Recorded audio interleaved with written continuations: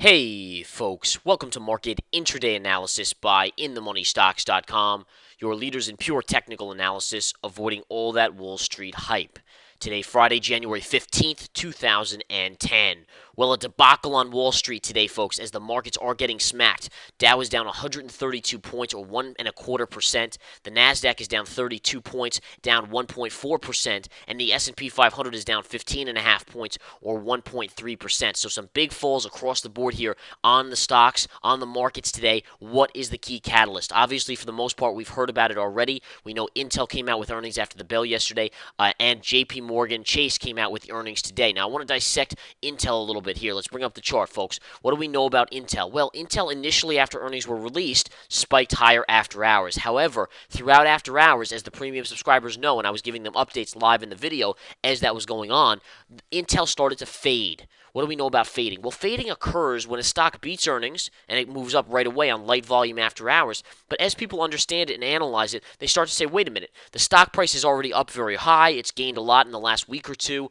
We know that the price is here and possibly unsustainable. Maybe the economy's not as good. And all of a sudden, you start to see that fade on a stock with good earnings. And that's exactly what happened to Intel, to the point where it gapped down today right here. All right, right there's your gap down, and then it's sold hard and has really drifted lower the whole way, really trading at the lows of the day down about 53 cents. This stock was actually above $22 after hours yesterday. It's now trading underneath 21. So a big reversal there between what happened on earnings after the bell yesterday and then where the stock is currently trading. Now, the real story is JP Chase. Let's punch up JP Morgan here and dissect that.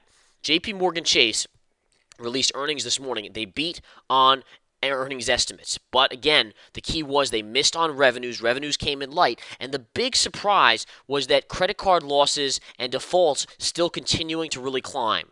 And that's the problem, folks. That's showing us that there's a divergence between Main Street and Wall Street. And that's something I've preached to our premium subscribers over the last couple weeks, especially when we talked about going full out bearish in this market just about a week ago here. And again, you can see the fall today is the beginning of what looks to be a little bit of a pullback. But in any case, you have to understand the divergence between Main Street and Wall Street. I've talked about this, as I said. Wall Street's on one path. Wall Street, according to Wall Street and the prices on Wall Street, you either have to think that the government and Treasury are propping up this market, which again they may be doing.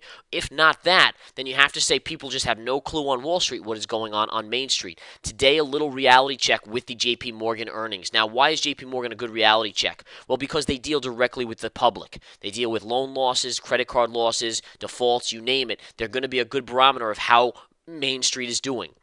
Sure enough, you can see the stock itself got punished on the open on a gap down, sold hard. Since then, it's kind of just hovered in the middle range, still down about 82 cents. All the other financial stocks are also getting hit. You can take a look at Goldman Sachs. Goldman Sachs getting hit here as well, although in spirit of bull flag pattern right here. You guys can pay attention to this one in the afternoon. Nice little in spirit of pattern. We'll see if we get a little pop on the Goldman Sachs later today.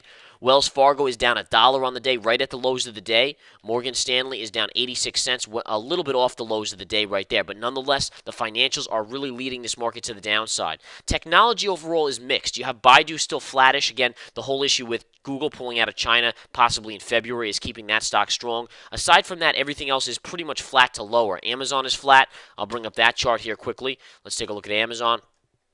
There's Amazon again. Amazon closed right here.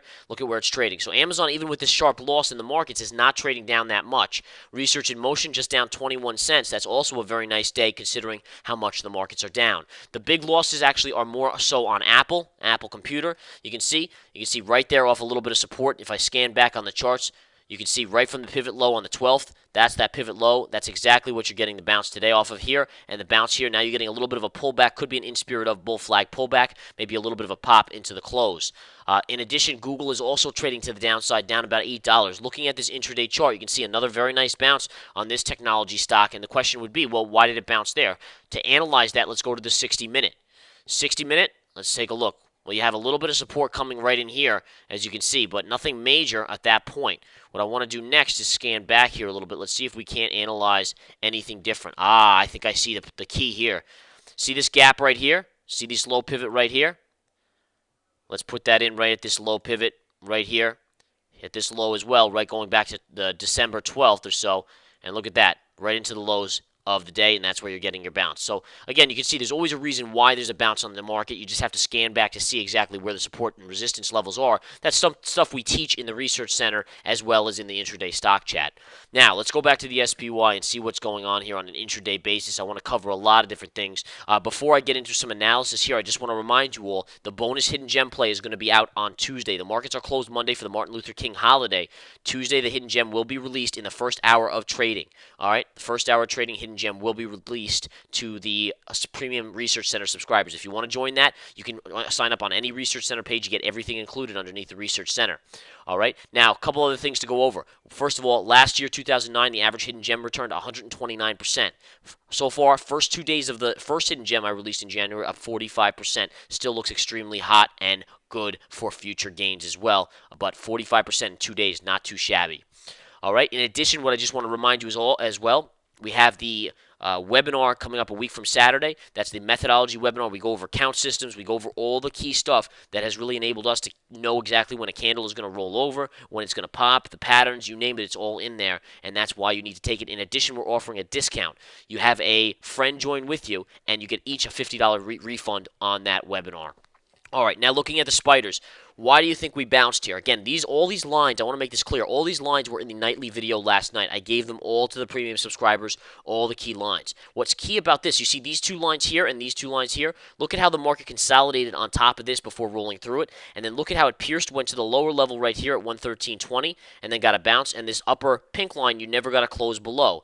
Very important to analyze that and understand what that means, folks. I'm going to show you exactly why this level down here is so important. What I want you to do is scan back on your chart, go back all the way to this pivot low on the 12th, and this pivot, the absolute low on the 12th as well. So you have two lows on the 12th, one right here at 113.20, one here at 113.30. Take those lines, scan them right across, and sure enough, there it is. That's your buying opportunity. If you were looking to go long on this trade today, that would have been the buying opportunity of the day. It was done in the chat room. Well done to those of you that scalped it in the intraday stock chat. Again, you can sign up for that on the website in the Money Stocks, just like you can sign up for the Research Center. They're two different services, though. Be aware of that. All right, so again, markets are getting clobbered today on the back of earnings. The other thing I wanted to mention, folks, is that it seems like the economic data is not nearly what people really thought it would be months ago. For instance, months ago we got some economic data and it showed big growth. The markets would rally. Today, people kind of discount that, and I personally attribute that to the fact that no one really believes the economic data anymore, but the key that they will believe is earnings. Earnings really can't be faked, folks. I mean, you open up your books, it's like the Federal Reserve getting audited. I mean, you can't really hide stuff at that point. So if you open up your books as a company and get audited, they're going to see all the books and what's going on there, income statement, you name it, financial statements, and you can tell exactly how the economy is doing by looking at that. So again, what I want to make sure you guys understand is that there is a divergence here between Main Street and Wall Street. Finally, we're seeing a little bit of Main Street's effects on the markets today. Again, I went bearish about a week ago, getting beautiful selling here in the markets. Again, the key is to have picked up the ETFs, the short ETFs that we were in, FAZ, SRS, EDZ, you name it. They're all there out for the taking. And again, those of you that are in the Research Center and the chat room, well done on those, accumulating them and then making some good money today. And the question is, will we see more downside? That is something I will discuss in the nightly video as well. All right, but in any case, folks, look at the little move here, a little bit of a pullback. This could be considered in spirit of bull flag pullback. I wouldn't be surprised if the low's in today, to be honest. That would not shock me if this is the low, just because it's such a perfect low. The 60-minute chart I want to quickly go over, and let's analyze that. Here again, you can see what I talked about here with the premium subscribers over the last kind of 3 or 4 days is that you had this beautiful channel. Look at this lower level and then this upper level right here. That channel is there's some strict in the money stocks rules based on these channels. You have to understand them to really gain the kind of the profits that you're going to reap from them. And obviously we're reaping some big profits here, but look at the gap up above this channel. I told people when that happened, the top of this market was in.